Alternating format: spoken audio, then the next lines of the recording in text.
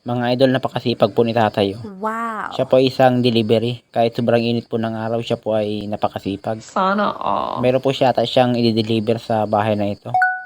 Kaya lang sarado, kaya kinatok niya lang po yung gate. Ayan, binubuksan niya na. Kaya lang parang nakalakata.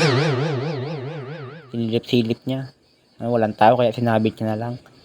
Nakakaawa naman to si tatay. Kung sa atin po ay para siyang delivery rider.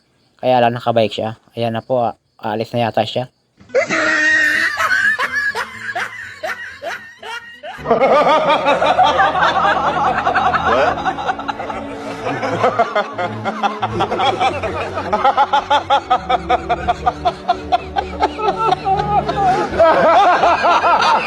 Naghintay ka ba?